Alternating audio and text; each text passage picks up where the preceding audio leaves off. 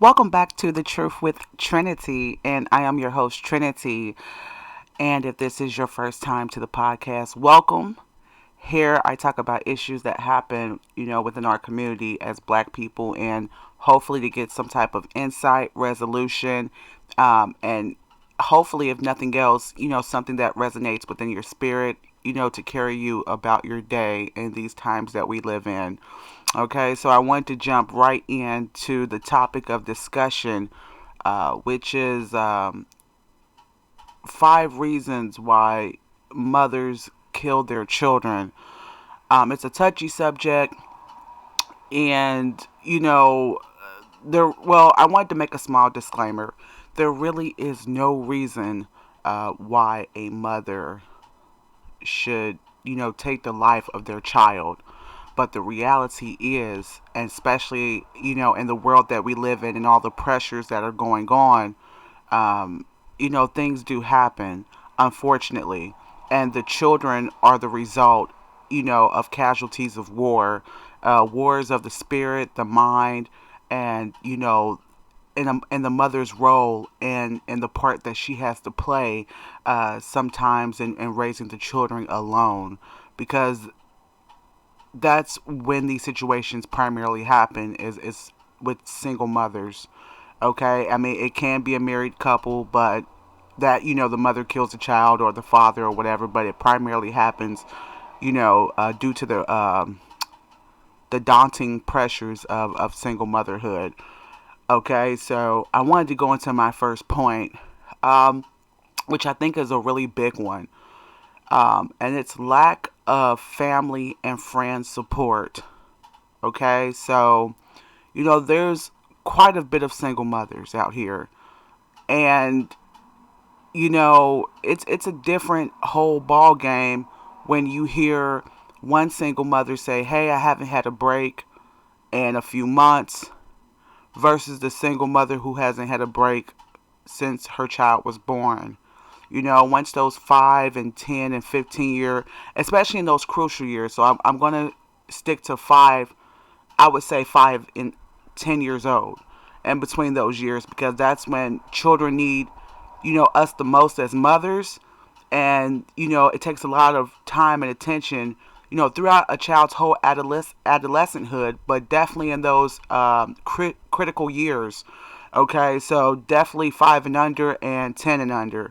Okay, and if you're a mother that's fortunate, you have an aunt, you have a mother, you have a grandmother that may still be alive, people that support you and back you in your decision to raise your children as a single mother. It's great. When you're stressed out, you just feel like you want to be alone at least for a day or two. You have someone that is empathetic to your needs and you're able to be relieved. Not permanently, but at least for a while to where you can gather your thoughts, okay? And get back in a zone of, hey, I've got to get back in the zone to take care of my children. But on the other hand, which is very much unspoken, even with domestic violence centers, they have a 10-step, program for women, once they're done with abusive situations. And the first thing they tell you is to reconnect with friends and family. But there's no 11th step, which would be, what if you don't have any friends or family to connect back to? What if you're a woman that, you're escaping a family that may be abusive within itself? What if your mother and father may have passed away? What if um, your mother and father may be abusive and non-supportive? What if your family cannot be trusted? Things like high rates of drug usage, incest in the family, sexual abuse, things of that nature, physical abuse, and you don't have that support. And you look at your children, being harmed more so, than being with a stranger at times. So that can be very, very tough. So some mothers, they find themselves in between a rock and a hard place, you know?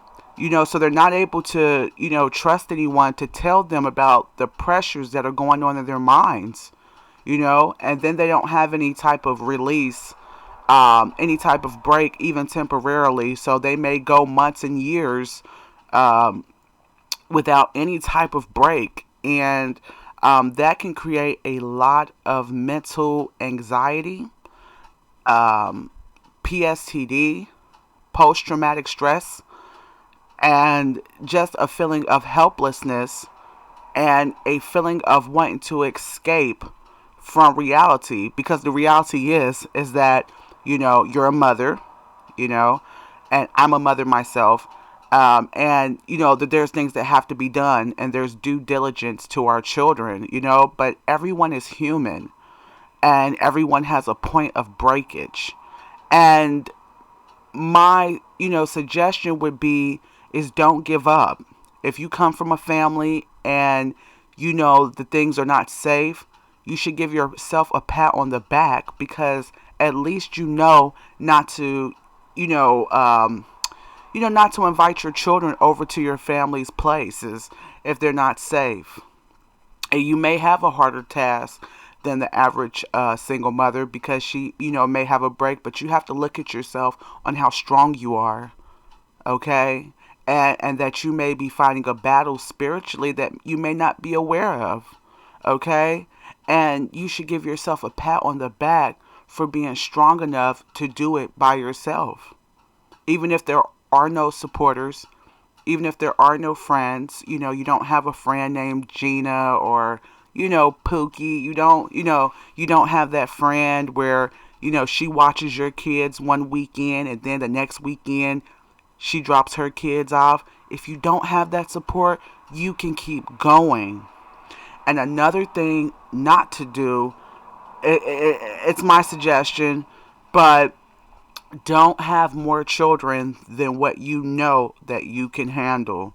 Okay? If you find yourself having one child, and you're saying, hey, this is pretty stressful, then it's up to you as a woman to get some type of contraceptive that is very strong, that's going to prevent you from, having more children. Okay? I mean, it's wonderful to give birth. I'm definitely, all about the children, but, you definitely don't want more stresses on you than what you can handle, especially if you know that you don't have any support, you don't have family members that will help, okay? So my second pointer is a lot of single mothers, that may kill their children. They a lot of times have been abused by the child's father. And once again, this is no excuse to kill your children, but this is a lot of what, goes behind the psychodynamics as to why they do what they do. Okay? One thing I would like to bring up is, you know, especially you hear it in the news all the time. When they get interviewed or whatever, the mothers get interviewed, is his braggadocious behavior as far as his new lover. It's one thing, for you guys to have never been in a relationship or, things of that nature. But on the other hand, it's one thing if you were married to this guy or, you guys had a serious relationship and things did not work out. And, he's on Facebook, he's on social media. You see him around the neighborhood, and he may even be calling you, leaving you voicemails. Some people are like that. With the girl's voice. And he may say things like, "Hey, I don't have any money or anything to help with the children. I don't want to spend time with our child because I'm with my new girlfriend." Things like this can cause anger to the point of just becoming mentally ill for some mothers. Okay, and I've already mentioned the refusing to help financially, because that is a form of financial abuse. Okay, and what it does at times, especially if there were physical violence and things of that nature, and so then you have a child by the same guy. And I think sometimes some women, they look at their child in the face and all they see is that man. And I said something one time. I said, when you break up from somebody, right? You break up from a relationship, and you're having a hard time breaking up with them. Yes, just say you have some keepsakes around. You have an old picture of when you guys went on your first date. You have, maybe, you have a baseball cap of his, or a shirt that he used to wear around your house, or some socks. Fellas, she may have some rollers over your house, a curling iron, something, one of her little pair of pants or something, a picture or whatever. But I always say that there's one thing that you can't throw away when you're trying to erase someone's memory out of your head, because those are things that you do when you're having a tough time getting over someone, right? You kind of throw away some things that may visually remind you of that person. But there's one thing that, as women, that we have to keep mindful of, is that we can't throw away children. Okay? And that's something that a lot of males may not understand, but I think that's why, I don't know, my grandmother used to say, be careful who you have your children by. I don't know if you've ever heard of that. They may call it old wives' tale, but yeah, be careful, because, a lot of times as men, you know, they get to, walk away when things get overwhelming for them. And I'm not saying that all men walk away from their responsibilities or children, but once they're out of that house, out of that residence, whether they see their children every weekend, or every other weekend, as the mother, you're there every day. So when things get tough, when things get stressful, situations like that, it's easier to take it out on children in the house. They're with us every day, and there's times that every human being wants to be alone. They need time to regroup. And as mothers, it gets tough because you don't have that time to regroup as often. So you have to snap and get things together quite rapidly. And, um, you know, at that time, you know, women, some women can snap and lose reality. And let's just say the child is jumping on the bed, or, they're being children, right? And, that spanking goes too far. And all you see, and you black out, and all you see is that father of the child that may have been laughing at you by about being single. As you're chastising the child, you may think of him repeating, in your head, his voice saying, "You're never going to get a man. No man's ever going to want you with kids," and you find yourself alone in the house, and, you're thinking about the times where you were it, where you were Miss Thing, where you were, the first pick. You didn't have any children. You were happy. You think about those times, and sometimes your brain can snap as a mother, and then you regret everything after that. And my suggestion is that as a woman, especially as a black woman, we're very spiritual women, and you have to have a source of God in your life. God, Jehovah, okay? And it's not about what religion that you're a part of. It's about God, because God is the only one that's going to keep your brain stable enough not to go over the edge when the children are acting up, and you're in the house and you're frustrated, or whatever situation that you're in that you find yourself uncomfortable in. You have to have a source that you can grab onto, a rock of stability, to be able to grab onto and say, hey, I can get through this. To erase those negative thoughts out of your head, because the man is long gone, but you have a duty, and that God-given duty that God gave to women, to stand there, okay, just like a palm tree, and you are that palm tree. When things get rough, you have to be that strong foundation for your children, okay? And another point I would like to bring up is sometimes I believe that, some women may try to impress a man.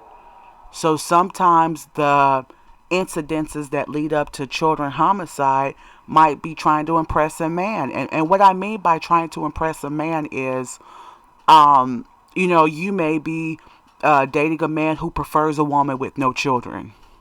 So you find that out, you know, off rip, and you're trying to tell him that you don't have any children, or he finds out that you have children. He likes you, he finds you attractive, but he's not too interested in you having children. So then you get this attitude towards your children, as you close them off, you shut them off. So when you notice yourself having those type of behaviors, you need to check that right at the door as soon as those thoughts of Satan creep up, because no, your children come first. And even though it may hurt and it may be painful, but you have to come to the reality that that man is not for you. Okay, if you find yourself having to shut your child out, having to, block them and their needs just to compensate, to reassure a man, that's not the man for you. He even may be a wonderful man, but he's not going to be a wonderful man for you, because you are a package deal with your children. Another thing is, it's hard for single mothers to blend families. So even if he has children or not, it's hard. I say that because, you're trying to, you go from dating a guy to him actually living with you. And let's just say that's the case. And, he's, like I said, in the house, catching attitudes. He may even suggest you, disciplining your children, corporal punishment, corporal being physical punishment, more so than what's needed. And so he's feeding these thoughts into your head. You need to check those at the door too. Like, no, no, thank you. You're not going to convince me to harm my children just because they're not your children, just because they're not biologically yours. And as a woman, you can't be afraid to lose a partner that is going to suggest that you harm your child. Because I think, along with physical abuse, you know how they say it starts off small and indirect, and then it comes from, then it turns into hitting, slapping, shoving, then just flat out punching and pulverizing. I think it goes the same way too when you have children. You have an abusive partner around who's suggesting to you, to verbally abuse your children, to, give them extra punishments, to just flat out beating them with extension cords, going all the way up to not feeding them for, just typical children behavior, just because he's agitated. When you see those signs, though, you can't let anyone convince you not to prioritize your children, okay? And like I said, I know there's a lot of guys out there that'll say, you may be single because you're putting a child over your man. Well, as a woman, that's the tough bullet that you have to bite, is that those aren't his kids, okay? And the sad reality is if the father, the biological father, if he's not caring for the children, or yes, just say he is caring for the children, but you're just upset that he's not with you, which is a whole different subject though. But yes, just say, he's not caring for the children. If he's not, and you're there, you may have to spend some years alone, okay? And I know that sounds kind of weird, because you see in today's society, this is the year 2020. We're heading into 2021. A lot of women make it seem so easy to just go ahead and move on. Okay, they're making it seem super duper easy just to move on. They broke up with their significant other that they had children by Wednesday. They're with a new man by Monday, okay? They've already had him on the back burner, whatever. He's already living in the house by next week. And that just causes damage to our children, mental damage. That's more pressure, not only on the children, but the mother. So you're pressuring yourself, along with single motherhood, to, move a new guy in the house, and you're not really fully knowing this guy, okay? And that can be very dangerous to children, because it takes a special man that is not only going to care for you, but understand the fact that you had children with someone else before you met this person, and that they are honestly, with integrity, going to care about your child, okay? As a father figure, if not that, as a role model, if not that, at least someone that respects your children as human beings, okay? So, definitely, like I said, to, put a cap on that, don't let any, don't let any guy, convince you to hurt your child just to impress a man, okay? Another thing that causes I think women to lash out to kill their children is stressing about finances. I kind of spoke on that a little bit about being abused by the child's father because of the financial abuse. But sometimes, a lot of, even single mothers don't understand that, let's just say when you have small children, under the ages of, 5 and stuff, daycare gets harder when they get older. If you're by yourself, if you work in a field like the healthcare field or something where you're working 12-hour shifts, you're not working orthodox hours, 9 to 5, it gets tough. Employers, it's still a male dominated field when it comes to working, and what I mean by that is, it's not set up for the working world is not set up to care and empathize about women not being able to make it to work for kids and whatnot, because you have to realize 100 years ago it was primarily men working, and they didn't have to worry about PMS. I got PMS, my stomach hurts, or I'm having a baby and I can't I can't come to work, so it was a male dominated arena. So, and it's still like that a little bit now. They, more than ever now, they're expecting women to, to go to work, to be there, to be accountable. If you can't, come in, if you cough too many times, it's it for you. And that could lead to a whole bunch of other situations like, being evicted, or, utilities being shut off. So I think, and then, food, food shortage because you can't afford food. And I think sometimes, those bring on stresses too, as far as, children homicide, a woman feeling once again helpless. And what you have to realize is that sometimes you may not be able to tell the people your business. You may have to do some unorthodox things to make things work. Okay. I'm definitely going to say be responsible, but sometimes you have to do things that other people may not understand, to keep your roof over your head, the black woman struggle was definitely deep when it comes to that. I'm definitely talking about keeping a legit job, so nothing illegal, but sometimes moves have to be made that others may not understand, in regards to children and daycare and things of that nature. It gets deep. And the last thing I want to talk about is, I think a lot of times that some mothers may kill their children is because of a sense of life being on hold while others succeed. Okay, so, some mothers may feel like their life is passing them by. Okay, they watch themselves getting older. And then you watch some single mothers with 4 or 5 kids, they're going off to get their PhD, right?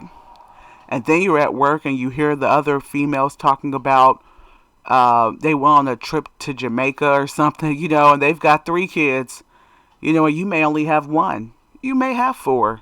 You're like, wow, I've been doing this for 10 years, 5, 10 years, because when the children are like 16 or 17, you get a little more freedom, they're older, But during those critical years, though, your mind can really play tricks on you, and you can really feel like you're missing out on life. Okay? You wanted to go to school, or maybe you did go to school, but you wanted to go further, and you find that you can't at the moment. And some people might say, oh, I know this single mother, she went to school, and she had 8 kids. But some of her kids are old enough to watch the younger kids, Or B, she has a friend. She has someone that's helping her support her children while she's in school, okay? And once again, this is for single mothers who don't have any support or family. And they're out there. And that's a whole different world as a single mother within itself. But what you have to do is you have to remind yourself that this too shall pass. You have to remind yourself of your self-courage. It's almost like being like a Navy SEAL, the top elite. You have to remember the moment that you gave birth and what you're in it for. And the secret oath that you made to God and your child that you would always be there. And I remember this part in Peter Pan. You know, I don't know if you've ever watched Robin Williams and Hook, but I remember at the end of the movie that I think his name was Toodles, or it was the one at the end of the movie where he wanted to go back to Never Never Land. So this was at the end when, you know, Peter came back with Wendy to England. And Toodles found his marbles after so many years. You know, he was really, really old. And he found them and he grabbed his marbles. You know, there was the magic fairy dust and he flies away. And my point is he found his happiness, and it was away in a sack, a little sack of marbles in a sack. And my point is, sometimes you got to put your marbles away in a sack as a mother. You know, you can't lose hope, and those marbles symbolize hope. You remember the time where you did run free. You did have fun with no restrictions.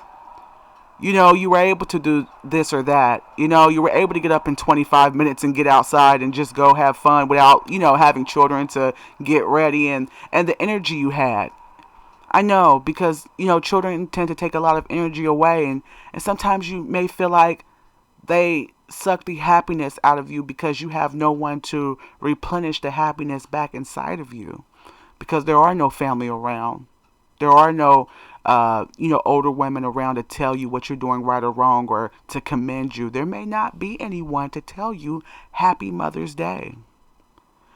But like Toodles off of Peter Pan, you have to keep that sack of happiness. You have to keep your marbles locked away. That moment that you had that was fun, you have to keep those tucked away. You can't let anyone steal your marbles.